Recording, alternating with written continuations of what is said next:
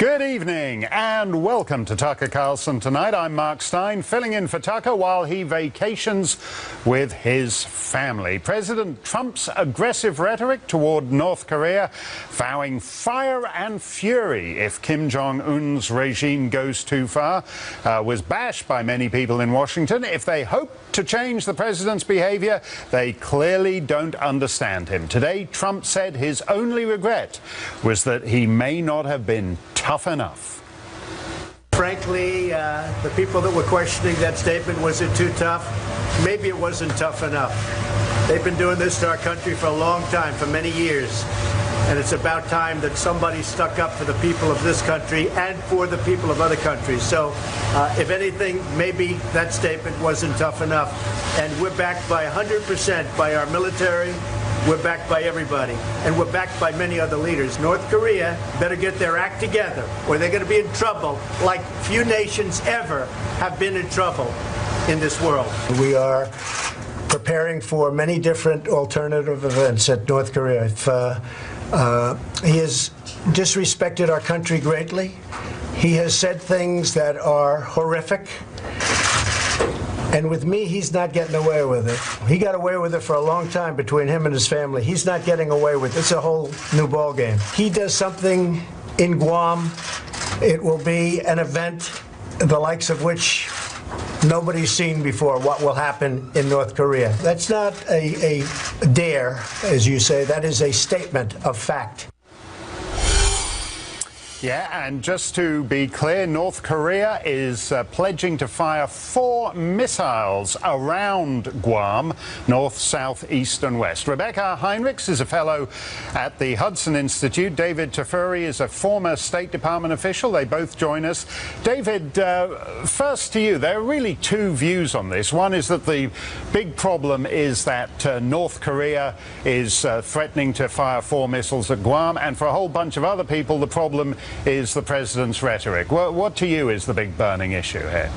Well, absolutely. North Korea is the problem, and make no mistake about it, North Korea's leader is erratic, he's a war criminal, and he's very dangerous, and it's appropriate for us to make sure he knows that we will use overwhelming force if he does anything to strike out against America, America's interests, or American allies. But President Trump's initial response on Tuesday was very simplistic. He almost stooped to the North Korean leader's level, and that also is a problem. Let's take what Secretary of Defense Mattis said yesterday to clean that up. Here was his statement. He said, the combined allied militaries now possess the most precise, rehearsed, and robust defensive and offensive capabilities on Earth. That sounds presidential. President Trump did not sound presidential when he basically said, I'm going to send fireballs of fury at North Korea. Rebecca, sounding presidential here means you put on a boring expression and say bloodless things like all options remain on the table. That's got us to where we are after 24 years of that. That's exactly right. That's the take that President Obama took, and obviously it didn't work. What President Trump is trying to do is change the calculus of Kim Jong-un. He's trying to make sure that he understands that if Kim Jong-un believes that he can threaten the United States with a nuclear ballistic missile, that it will not be worth the cost. And he's trying to make that threat credible. And I think he better believe him. The reason the American people are feeling a little bit uncomfortable is because they know that President Trump might do it. That's the point. The whole point is to deter war. And in order to do that, you have to make sure that the enemy understands you mean it, you're serious, you're going to back up these threats. Yeah, David, isn't that a fair point? We've been as predictable in the sense that the court eunuch is predictable. You know he can't do anything and he's not going to do anything. We have Susan Rice saying basically now we need to just get used to North Korea being a nuclear power. Isn't that an incredible thing for the so-called National Security Advisor of the United States during the Obama years to say now she's out of office? Well, you know, I don't agree with that statement by Susan Rice, but that also was not the policy of President Obama. And if you look at the policies of President Clinton, a Democrat, then President Bush, a Republican, then President Obama, a Democrat, and now President Trump, they're really all not all that different. They're pretty much the same. It's a mix of military and keeping the military options on the table and using diplomacy. And that's appropriate. And it's appropriate now, given that North Korea is getting closer to weaponizing its nuclear weapons, that we need to have stronger language. But we need to do it it in an appropriate way, and we need to be creative about it. And we need to consider. We need to have carrots and sticks. We don't need stronger language. We need to stop basket case psycho-states nuclearizing. North Korea has shared its nuclear technology with Iran. Iran has said it wants to share its nuclear technology with Sudan. I don't know where you go below Sudan, but when Sudan becomes nuclear, I guess they'll be sharing it with Somalia, and Somalis with machetes will instead be Somalis with nukes. Where's this going to go, Rebecca? Well, you know, Susan Rice's op-ed in the New York Times, as you say, she essentially says that we can deal with a nuclear North Korea, certainly explains why the Obama policy was to look the other way. Remember, in 2013, in an open hearing in the House Armed Services Committee, it was revealed that the Pentagon understood that North Korea likely does have a miniaturized nuclear weapon that they can put on a missile. And what did the Obama administration do when that revelation came to light? They looked the other way. They downplayed the intelligence and acted like it, you know, really wasn't as serious as it was. We have punted on this. We cannot allow Kim Jong-un to essentially have a nuclear gun to the head of the American people. President Trump isn't going to allow it. He's going to improve our missile defense systems, which, oh, by the way, President Obama cut them by almost $1 billion, our homeland missile defense system, his first couple of years in office. We are behind. The system can protect the 50 states of the United States, but it's not sufficient. We got to get better. We got to put the squeeze on Kim Jong-un. Remember, we're not preventing a nuclear ICBM at this point. We got to roll it back, and we got to stop Kim Jong-un. Speaking of prevention, David, do you think if he decides to go ahead with this kind of Radio City aquacades around sovereign U.S. territory in Guam with these 4 missiles, we should let him do it? No, absolutely not. We can't let him do anything. We cannot let him have nuclear weapons. So what do we do? He has. But what we have to do is we have to push back with military options, make it clear that we're going to use our military and use military strikes, and we might even use offensive strikes, and we'll certainly use defensive strikes. But at the same time, we have to ratchet up sanctions, which we're doing, and I give President Trump credit for, and Nikki Haley for taking the lead in the UN and passing sanctions. But remember, that's the same thing President Obama did. He passed sanctions in November against North Korea, too. Rebecca likes to make this political. It's not political. Mainstream Democrats and mainstream Republicans agree on the response. It's be forceful with our military, use it if we have to, but try to pressure North Korea using China and using Russia and using our allies to come to the table and have a diplomatic resolution. That's the only way to do this. Okay, Rebecca, David seems to be saying it's, you know, they're both parties have been useless on this. Is Trump any different?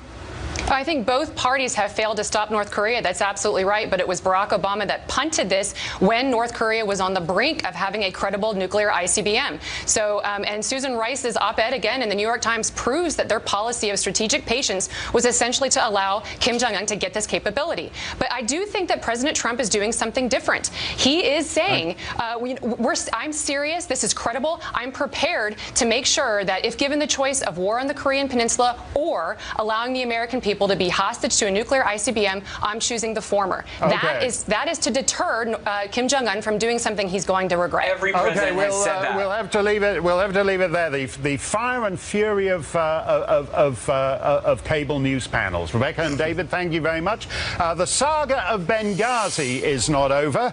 5 years on, the State Department is still dragging its feet on releasing emails related to the murder of 4 U.S. citizens on that dark night. Today, U.S. District Court Judge Amit Mehta, an Obama appointee, ruled that the State Department hasn't looked hard enough for Benghazi-related emails sent to or from Hillary Clinton and ordered a new, wider search. Ramona Kotka is a senior attorney at Judicial Watch, and they sued the State Department for the emails, and Ramona joins us now. It's 5 years on from September 2012. Why has this taken so long, Ramona? Well, it's taken so long because the State Department is refusing to meet its obligations under the Freedom of Information Act. We had filed this case over 2 years ago. We asked for all of Secretary Clinton's emails related to Benghazi and to the attacks in Benghazi. And while the State Department did search the records that were returned by Secretary Clinton and her most senior officials, they refused to search the most obvious place, which would be the State Department's own server. It patently refused to do so. It's position in court was that it would be fruitless to search the State Department email accounts of her senior advisors, Huma Abedin, Jacob Sullivan, and Cheryl Mills, her most trusted senior aides while she was the Secretary of State. Well, why is the State Department, Hillary's been out of the State Department now for 4 years, 4.5 years.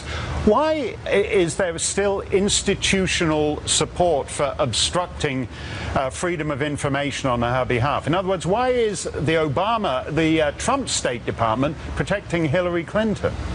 Well, I don't know why the current State Department is protecting Hillary Clinton, but we know that this has been a drip, drip, drip sort of saga because the process by which the record-keeping system was maintained during her tenure at the State Department avoided FOIA. She maintained a private server, and all of her emails were housed outside the State Department server.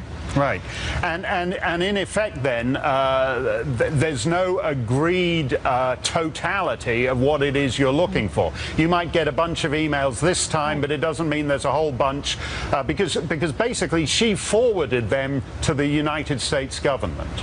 That's exactly right, and those emails were hand-selected by her attorneys, and the emails that were returned by her senior aides were also hand-selected by their attorneys. And as the judge pointed out, there is no assurances that the State Department has made or even can make at this point that those records that were returned by Secretary Clinton and her senior aides contain a complete set of her emails. And it's just like, imagine that you are spreading your set of documents amongst 10 file cabinets. You can't just search 3. You have to search all 10. Right. That's basically what we mean by the record of Hillary Clinton at the State Department. Right. Is there's some things for which there's 3 photocopies, and there's some things for which there's 2 photocopies, and there's a whole bunch of stuff for which there are no photocopies. That's basically how it's worked out there. Right, right. And so now the State Department has to go back and do what it was supposed to do 2 years ago, and search the state.gov email accounts for her senior aides. What do you think we're likely to find in these Benghazi emails? You've asked for things relating to how Susan Rice wound up giving all that mumbo-jumbo on those Sunday shows about why it was all the fault of some video that none of those guys had ever seen. Right. So that's actually a different case. This case would include those emails, but this actually is a little broader. It asks for all of her emails relating to the attacks, and they have until September 22nd to provide the court with an update. Okay. Well, thanks for that, Ramona.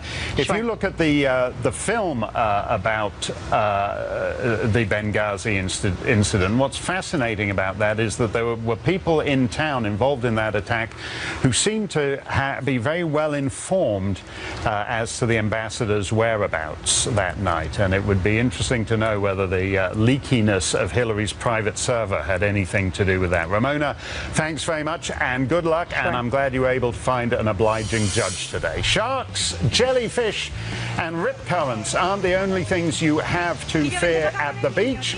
Now beachgoers in Spain have to worry about migrants washing ashore too. Up next, we'll ask why Europe's leaders won't treat migrants like the crisis they are. And Tucker will be here for a chat with Micro. All that coming up.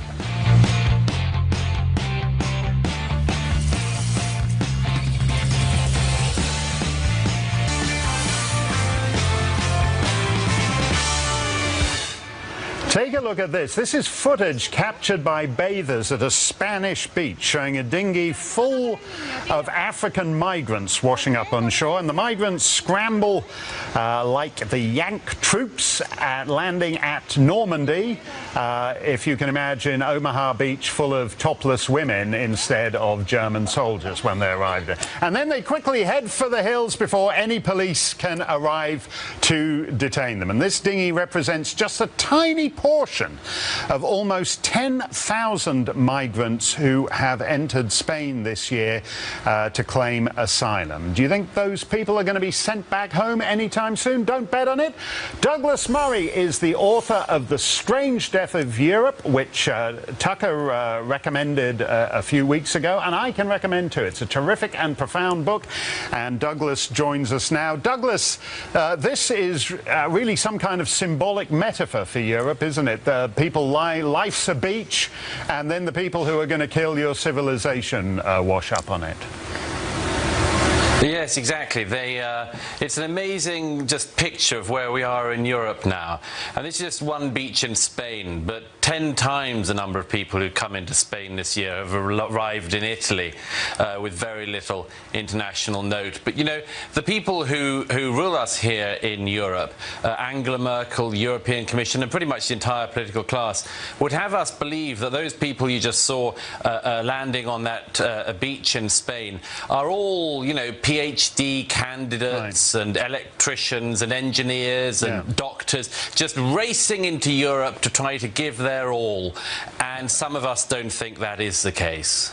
No, you've actually been to some of these other refugee centres, points of entry, as it were, in the Greek islands and so forth. From the look of that beach, it doesn't look as if there's a lot of scrutiny, as if Europe's authorities are there to process those people. As I say, you pick your way among the bikinis, and you're in Europe to stay. Yeah, and you know, for the people on the beach, it's a bit of a bummer, you know, a bit of a distraction during the day. They're trying to work on their tan, and maybe it's just another boat, and then another one after that, and another one after that, and it's always someone else's problem. But, you know, at the very best, these people are going to work their way up north. They're going to work for criminal gangs, all run by people from their countries of origin. It's a horrible, hellish story from here on in. And just everybody in Europe seems to think they can just keep passing this buck. And eventually someone has to pay for this. You know, and I think our entire society ends up paying for this. Now, we're told that these people are fleeing civil war in Syria or failed states like Libya. I spent a couple of days in a German refugee house with some very agreeable pot-smoking Gambians who were pretending to the German authorities that they were Syrians. You know as well as I do, there's very few similarities between West Africans and Arabs from Syria, but everyone had agreed to pretend that these Gambians were Syrian. These people aren't fleeing civil war. These ones who washed ashore in Spain are economic migrants. No. Yeah, I mean, they're fleeing the brutal civil war in Morocco.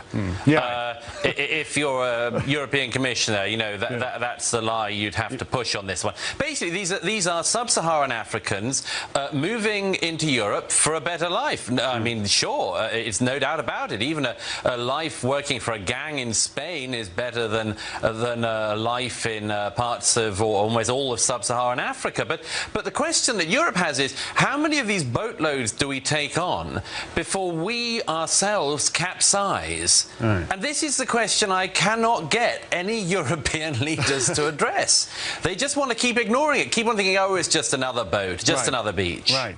Now, in your book, you devote quite some time to a famous French novel by Monsieur Raspail called The Camp of the Saints. Not a Spanish beach, it's a French beach. And on this French beach, a ship full of the world's refugees comes ashore and basically collapses the French state. He wrote this novel, Monsieur Raspail did, in, I think, 1971-72. Are we actually seeing that scenario playing out simply incrementally with smaller boats week by week? That's right. That novel, The Camp of the Saints, is a horrible sort of apocalyptic novel. Predicted, you know, 1 million people arriving. And more than 1 million people arrived in 2015 alone. So, yes, I mean, this horrible apocalyptic novel turned out to have understated the size of the apocalypse. And And yes, I mean, this is just a drip. As I say, every day, thousands of people make their way to Italy. And by the way, they're not just landing on the beaches in Italy. They're picked up by NGOs working with, in some cases, the criminal smuggling gangs, and they do the second part of the work for them. They bring them into Europe. This is, in my mind, insanity on a continent-wide scale. Yeah, you're absolutely right about that, Douglas. Thanks very much. In fact, if you think it's bad coming on that dinghy, as Douglas says, the NGOs will actually meet some of these boats 200 yards off the Libyan coast and actually ferry you to Europe in some comfort. That's right. A sanctioned student group at the University of Minnesota has a very important rule: no white people allowed. Up next, we'll talk to a Minneapolis journalist who says racially segregated groups are a grand idea. That's next on Tucker Carlson Tonight.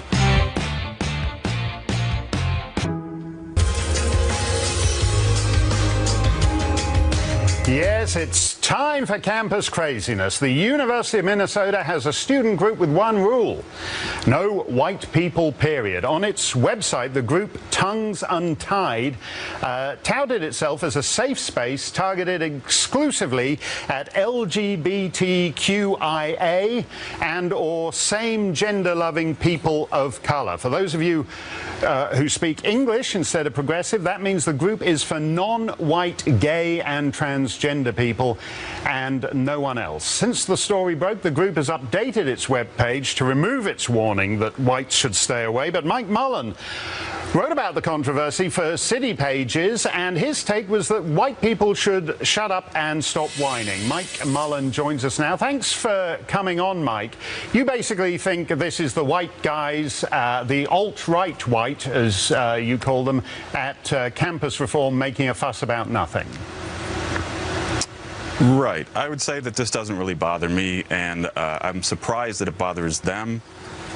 If you saw the original message on the website, it said to allies of this group, they would ask that you please give them some privacy to have their meeting alone. I don't think that the people at Campus Reform or the people who have acted like they're outraged at this are actually the allies that they're referring to. You described the fellow at Campus Reform who brought this up, Mitchell Gunter. You said he's a notably white man from South Carolina. What do you mean by a notably white man? I meant a joke. Yeah. What kind of? What's the joke there? I mean, you seem notably white to me. Is that a joke? You're a notably white man from Minnesota. Right, and I'm not outraged that I'm not allowed to go to a group for black and queer gay people. That doesn't hurt me. The fact that But just to go on with this compartmentalization, this is for LGBTQIA people of color and LGBTQIA indigenous people. I always lose it after the Q. What do the I and A stand for in that? Honestly, I'm not sure. I assume it's indigenous and something. I don't know. Wrong. It's intersex and asexual. So I just wanted to ask you here: why do you think that an indigenous trans woman has more in common with an African American asexual than with a white trans woman? Because that's what this group is saying. No, they're saying that if those people think they have more in common and want to get in a room with each other and have a conversation about, I guess, their race or their sexuality, they would be allowed to do that. No, they've actually formed. You couldn't, for example, form a group for notably white people, such as yourself and the fella from South Carolina, Mitchell Gunter, and you have a group for notably white people who are notably heterosexual. But you can have a group that says a white trans woman is excluded from this group, but an African American asexual can be a member of the group. You happy with this? Because this is like Mad Libs, where you just toss the identity group confetti in the air and it all comes down and you piece it together any which way, except that if you belong to certain core identities, you're excluded. You think this makes any sense for trans people or asexual people or intersex people? What I would point out is that whenever there's outrage about these kind of groups and their supposed segregation or discrimination, it's never actually coming from that trans white woman. She probably understands why they would want to be alone. It's coming from people like you, I guess, who they're asking to leave them alone. Yeah, and the criticism of people like me, who are notably white, is coming from other notably white people like you. Don't you think that's what's weird, too? That there's like agonized, notably white progressive liberals like you getting upset about notably white... by the way, why do you call campus reform alt-right whites? What's that mean? It means that if you look at their coverage, mostly what they do is they look for things like this where they can act outraged about the fact that that it's actually white, straight people, usually men, who are the ones who are truly being discriminated against, which is, to me, I guess, falls short. We're talking here about why white transgender women can't go, or white intersex women can't, or men, or both, can't go to this group. Do you have a lot of them contacting you and saying that they're outraged that this No, I'm not actually persuaded. I'm not actually persuaded that I'm not actually persuaded that indigenous intersex persons are a measurable demographic. I'm asking you, as a notably white person yourself, don't you think this multiplicity of identity group balkanization, splitting into ever more micro and in fact barely detectable groups, isn't quite absurd? No, I don't think it's absurd. I mean, you're right. This is a very small group. As far as I can tell, there are maybe 10 people in it. And the fact that it exists doesn't bother me, and I didn't even know it existed until a couple weeks ago when people who had never heard of it before also became outraged by it. Its existence has not done anything to them or to you. What do you think of Martin Luther King, who thought that one day we could be judged on the content of our character rather than the color of our skin? Now we've ended up with a world in which the color of your skin apparently trumps whether you're a transgender person or whether you're a lesbian, because the fact that the color of lesbian you are is more important. I think Martin Luther King is great, and I assume if he tried to go to one of these meetings, they would let him in. I don't think so. Unless he's an African-American asexual. And again, we don't know that. Thank you very much. That's the notably white Mike Mullen. Thanks for coming on the show, Mike. Speaking to us from Minnesota, we'll let you know. And speaking of safe spaces for gay people, by the way, the City of London has an exciting new job, gayness inspector. And if you've been to London recently, you'll know that's quite a demanding job. Thanks to rising real estate prices and the growing popularity of dating apps, London has lost more than half its gay bars in the past decade. And that, in the eyes of Mayor Sadiq Khan, is a crisis that must be remedied. So the city has announced that a certain commercial development will only be approved if the final plan includes a new gay bar. And I hope they put it next to Mayor Khan's favorite mosque, just to add to the vibrancy of diversity. To make sure this bar isn't just a normal bar, the mayor's office will, according to The Guardian, send an inspector to make sure it's gay enough. Because don't you hate it when you go to a gay bar and it's just like, you know, sotto voce gay? It's not really flamboyantly gay. Anyway, what does gay enough for Mayor Khan, London's first Muslim mayor, mean? We're afraid to ask. And so are half the imams in the East End. After the break, Tucker will be back for a chat with Mike Rowe, plus Scandal star Josh Molina, who went on a deranged Twitter rant against Trump voters. We'll add his star to our Hollywood Walk of Shame. All to come on Tucker Carlson tonight.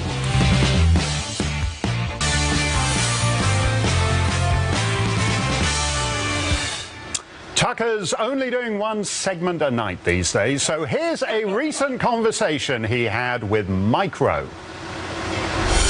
Mike Rowe, great to see you. Nice to see you. So, emojis. Yeah. There is a brand new suite, assortment of emojis, a new typeface of emojis. Yeah. Teenagers across America are excited. I sense this is bad. I can't articulate why. What do you think? Let's see. Well, as I understand ancient history, I think we started with hieroglyphics. Yes. Cuneiform. It appears as though we may have gone full circle. I mean, that's true. Look, I mean, I don't know how much righteous indignation we can whip up over the emojis, but I am troubled by their quantity. I mean, there are hundreds of these things. Yes. And they seem to have assumed every possible expression, every nuance of feeling seems to now be accessible in this endless pile of emojis. And I didn't know, there was that many, emotions in the human condition. But now we have to choose which one to use to express ourselves and to whom and when. So I'm not sure we've simplified things at all. It does seem like they're bypassing the language. Do you know what I mean? Yeah. We have the biggest language in the history of language, English. Yeah. More words than any other language has ever had. Why are people choosing not to use it?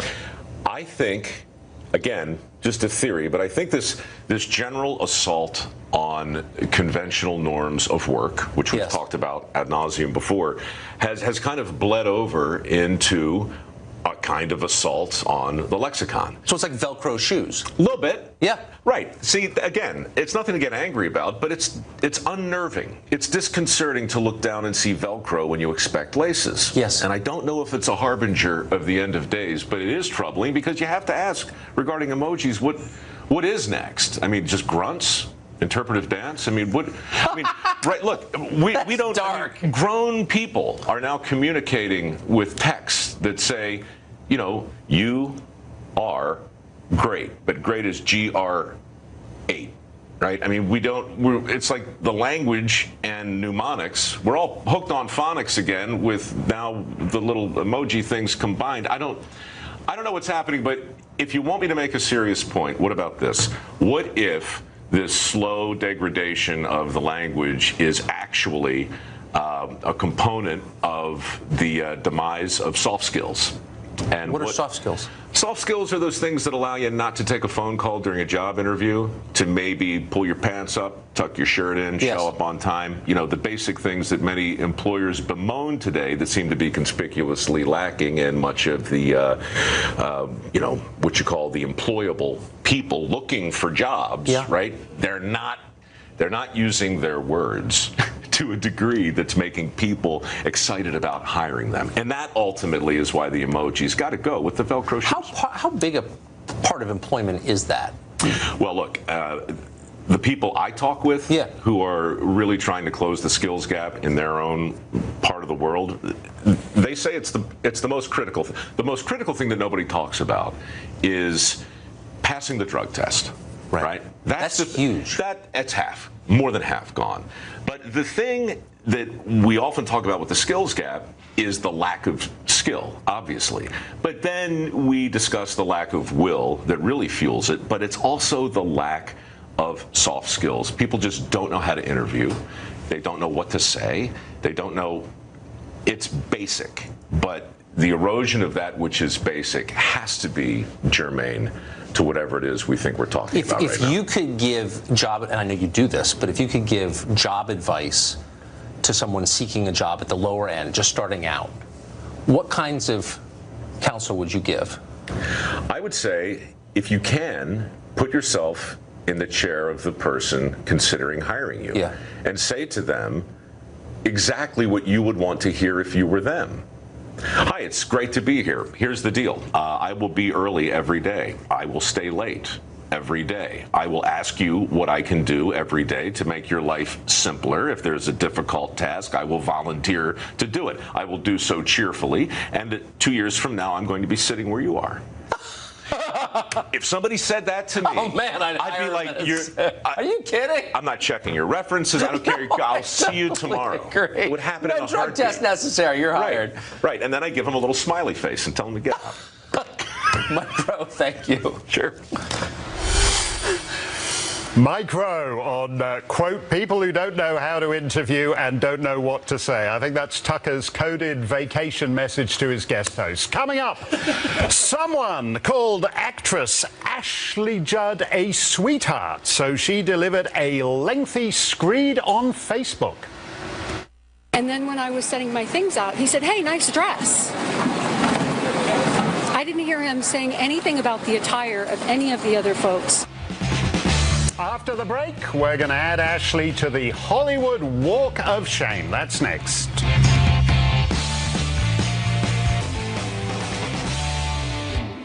It's time for the Hollywood Walk of Shame, where we showcase the most appalling behavior of America's decadent celebrity class. When we were children, we were taught that it was nice to compliment people, but no more. Actress Ashley Judd complained for almost 2.5 minutes on Facebook after an airport worker called her a sweetheart. I was coming through security and a guy said, "Hey, sweetheart," and I said, "I'm not your sweetheart, I am your client." So I was already setting a boundary. And then when I was setting my things out, he said, "Hey, nice dress." Guess what happened next? He touched me. I didn't see him touch anybody else. And I turned around and I said, that was unnecessary. By the time, you know, my skin is burning, my feet are burning, it's so hard to continue to set these boundaries. Then for good measure, he just said one more time, "Have a good day, sweetheart." And this is the kind of thing to me that happens, which I categorize as everyday sexism. Yeah, she's a sweetheart. North Korea said earlier today, "We will mercilessly wipe out provocateurs." And that's what Ashley Judd seems determined to do with airport workers. Radio host Dana Lash joins us. Dana, there's a lot to worry about in the world today, but this everyday sexism is the crisis afflicting us, according to Ashley Judd. Yes, we have everyday lunacy, Mark, and it's so good to see you and be with you tonight. You said that she whined about this for 2.5 minutes on Facebook. That's about 1 minute and 30 seconds longer than most attention spans for people who watch streaming videos online. Right. There's nothing wrong with somebody paid her a compliment. Can you imagine if someone would have paid her an insult? Now that would have been something to live stream about. Yeah, I don't know what we're meant to do now, because if you can't say, "Oh, have you changed your hair? That's a very nice hairstyle." If you can't say, "That's a lovely outfit you're wearing today," the normal social ebb and flow becomes there's no courtship rituals, there's no social rituals, there's no possibility of human interaction ultimately. I feel as though, Mark, chivalry is under attack by third-wave feminism. If a man opens a door anymore for a woman, he's lectured about it online. If he simply compliments a woman, he's lectured about it. They go out and with the media, they look up everything that they can about these individuals, which I'm surprised it hasn't been done for this particular airport employee. The media hasn't gone and dug everything up about him, and they try to ruin their lives over it. There's no sexism here. No, and this is Ashley Judd, whose last appearance in public was when she did that poem, "I'm a nasty woman," the day after the inauguration. Yeah. Why isn't that actually more unpleasant than saying, "Hey, nice dress, sweetheart"? Yeah, I found that cringeworthy. As a woman, I found that everyday lunacy. It was ridiculous, her behavior with that. No, if she really thinks that she has it hard, maybe she can ask women, Mark, in Saudi Arabia who aren't allowed to drive, or women in other Middle Eastern countries who don't even have representation in a court of law simply because they're female. Yeah, that's a whole other, you say, nice burqa or whatever, and then the guy's going to be taking the scimitar to you. Ashley Judd was bad, but another actor is actually determined to top her. Josh Malina is known for his role in ABC's Scandal, and he spent the last several days in a never-ending Twitter battle with Trump supporters. We can't actually show you much of what he said because it's mostly blankable, but here's a tamer sample. Had fun with Trump supporters on Twitter today. In addition to stupid, they are homophobic, anti-Semitic, misogynistic, transphobic, and unfunny. Dana, do you get a full set there? You've got a full house on all those, I think, according to Josh Malina. Yeah, I know. I'm trying to think of anything else that he failed to check off. Look, Mark, things like that, this sort of behavior, this is the reason why Trump is president. This is the reason why you had so many disaffected Democrats who were tired of voting for a party that never delivered, and they decided to cross the line and vote for somebody that might actually be able to get something done for them. And for this, Mark, how are they rewarded? They have their characters impugned. They have their motives maligned. It's shameful that this vulgarity is considered a substitute for wit at all whatsoever. And if this behavior keeps up, it's only going to continue to make more victories in 2018 and 2020, but not for the side that they want. Well, you make a very good point there, Dana, wit. Josh Malina's an actor. He's a creative person. He's labeled half the population of the United States as members of a quintet of hate groups, particularly the unfunny part, but the transphobic, I think he left out Islamophobic. How can it be that this man believes that half his fellow Americans are bigots? I mean, is that really the extent of the left's understanding of the Trump victory? Apparently it is. He apparently is completely unfamiliar with these individuals. You know, he's referring to average everyday men and women, young and old, as bigots simply because he doesn't like the individual for whom they voted. I think that's an unfair assessment of half of America, and really, if we're going to have a discussion of what is or is not bigoted, Mark, I would say that his stereotyping and his remarks there constitute an epic definition of bigotry. Dana, before we go, I want to get your reaction to this. A minute ago, Congresswoman Kathleen Rice tweeted this: "I'm just going to say it. NRA and Dana Lash are quickly becoming domestic security threats under President Trump. We can't ignore that." So a member of Congress has just called you a domestic security threat. Your response to that? Oh, I think that that's absolutely awful to think that advocating for Second Amendment rights and also holding media accountable as if free people have every right to do with their free press. Thanks, Dana. That seems to be. We have to go. I just want to get a quick reaction on that. We'll be back. Sorry to cut Dana off. She's a sweetheart about it, not a security threat. I'll be back tomorrow. Tucker will be back on Monday on the show that is the sworn enemy of lying, pomposity, smugness, and groupthink. You can check me out online at steinonline.com. The Five Alive, right?